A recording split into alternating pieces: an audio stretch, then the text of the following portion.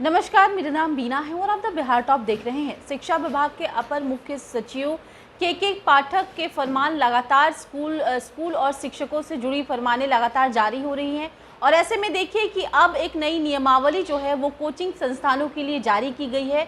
क्या कुछ इसमें कहा गया है, क्या कुछ बातें बताई गई हैं, इसका भी हम जिक्र करेंगे। बता दें कि लगातार बिहार की शिक्षा व्यवस्था को सुधारने के लिए के पाठक अलग अलग फरमान जारी कर रहे हैं और ऐसे में कई उनके आदेशों का पालन किया जा रहा है तो कई उनके आदेशों को लेकर विरोध भी जताया जा रहा है। इसी बीच देर शाम जो है कल एक फरमान कोचिंग संस्थानों के लिए भी सामने आया है। क्या कुछ इसमें कहा गया है, चलिए विस्तार से आपको बताते हैं। 2 दशक से रसताल में पहुंच चुकी बिहार की सरकारी शिक्षा व्यवस्था को सुधारने के मिशन में जुटे आईएएस अधिकारी और शिक्षा विभाग के अपर मुख्य सचिव के पाठक का डंडा स्कूल, यूनिवर्सिटी, टीचर के बाद अब प्राइवेट कोचिंग संस्थानों पर चल गया है। शिक्षा विभाग ने बिहार कोचिंग संस्थान नियंत्रण और नियमावली 2023 का ड्राफ्ट जारी कर दिया है और लोगों से 1 सप्ताह के अंदर सुझाव देने को कहा है, जिसके बाद नियमावली को अंतिम रूप देकर लागू किया जाएगा। के पाठक ने पहले ही सारे कोचिंग को सुबह 9 से शाम 4 बजे तक बैन कर दिया था। सरकारी स्कूलों और कॉलेजों में क्लास छोड़कर बच्चे इन कोचिंग में जाते थे, जिससे अटेंडेंस कम हो रहा था। के पाठक ने सभी डीएम से कहा था कि कोचिंग में सरकारी स्कूल के शिक्षक पढ़ाते हैं और कई कोचिंग सरकारी शिक्षक ही चलाते हैं। ऐसे में इसको लेकर नियमावली जो आई है सामने, उसमें क्या कुछ अहम बातें बताई गई हैं, चलिए अब ये बताते हैं आपको। बिहार कोचिंग मैनुअल 2023 रजिस्ट्रेशन की शर्तें, हर स्टूडेंट को मिले 1 वर्ग मीटर बैठने की जगह। जी हाँ, कोचिंग संस्थान में प्रत्येक कक्ष का कॉर्पोरेट एरिया कम से कम 300 वर्ग फुट होगा। क्लास में छात्र छात्राओं के बैठने के लिए कुर्सी या बेंच इस तरह से लगा होना चाहिए कि प्रत्येक स्टूडेंट को कम से कम 1 वर्ग मीटर जगह बैठने के लिए मिले।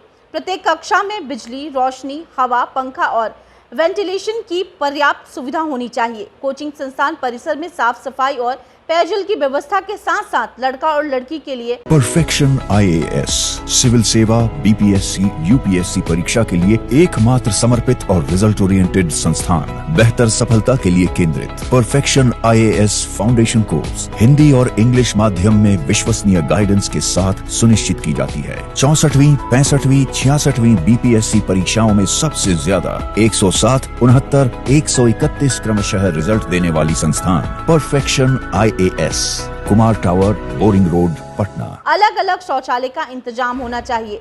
प्रत्येक कक्षा में आग बुझाने के लिए अग्निशमन यंत्र और प्राथमिक चिकित्सा का फर्स्ट एड बॉक्स होना चाहिए। कोचिंग संस्थान जितने कमरे में कक्षा संचालित करेगा, ऊपर के सारे नियम हर कक्षा के लिए अलग अलग लागू होंगे। अब दूसरी नियमावली की बात करते हैं, जिसमें रजिस्ट्रेशन कैंसिल हुआ तो 2 साल आवेदन करने पर भी रोक। बिहार कोचिंग मैनुअल 2023 में कोचिंग संस्थान की शिकायत करने का भी प्रावधान किया गया है।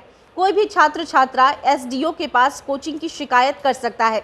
जांच में शिकायत सही मिलने पर दंड का भी प्रावधान किया गया है। कोई कोचिंग 2 बार दंडित हो जाए तो उसका रजिस्ट्रेशन भी कैंसिल हो सकता है और उससे अगले 2 साल फिर से आवेदन भी नहीं करने दिया जाएगा।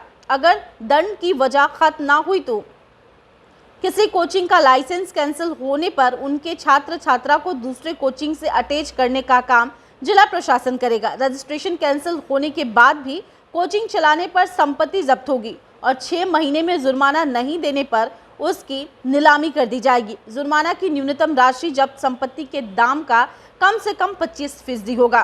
कोचिंग संस्थानों के लिए आचार संहिता, इसमें बिहार कोचिंग नियमावली 2023 में कोचिंग संस्थानों के लिए आचार संहिता भी बनाई गई है। आचार संहिता का मुख्य फोकस सरकारी शिक्षकों और सरकारी स्कूलों के कर्मचारियों की सेवा कोचिंग में ना लेने पर है। आचार संहिता की खास बातें की अगर हम बात करें तो कोचिंग संस्थान सरकारी स्कूल के शिक्षकों की सेवा नहीं लेंगे।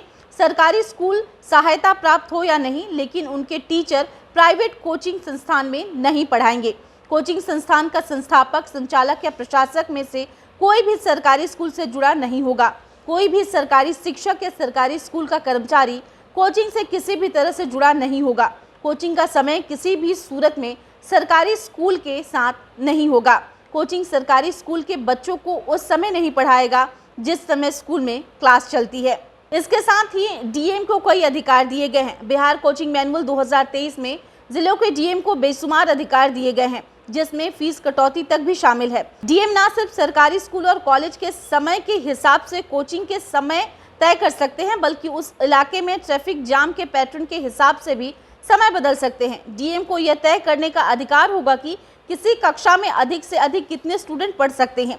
जिला अधिकारी यानी कलेक्ट्रेट को अधिकतम फीस तय करने के अलावा खास कैटेगरी के बच्चों की फीस में कटौती का भी अधिकार होगा। बिहार कोचिंग मैनुअल 2023 में शिक्षा विभाग और डीएम को इनके अलावा भी कोई निर्देश और आदेश जारी करने का अधिकार होगा। तो देखिए, ये मैनुअल अब तैयार हो गया है, नियमावली सामने आ गई है और ऐसे में कोचिंग संस्थानों के ऊपर भी के पाठक का डंडा चला हुआ है। इससे पहले कई आदेश, कई फरमान शिक्षा विभाग के अपर मुख्य सचिव के पाठक के द्वारा लगातार जारी किया जा रहा है और उनका ये कहना है कि इन सारे आदेशों और निर्देशों के बाद बिहार की शिक्षा व्यवस्था जो काफ़ी स्थिर है, जिसको लेकर कई बार सवाल भी उठते रहे हैं, वो शिक्षा व्यवस्था सुचारू रूप से काम करेगी। उसका अच्छे से पालन किया जाए तो जो खस्ता हालत बिहार के सरकारी स्कूलों की हुई है, उसमें कहीं ना कहीं बदलाव आएंगे। आपकी क्या राय है? आप अपने राय कमेंट के जरिए हम तक दीजिए। इसके साथ ही अगर अब तक आपने हमारे YouTube चैनल को सब्सक्राइब नहीं किया है तो इसे सब्सक्राइब कर लें और ऐसे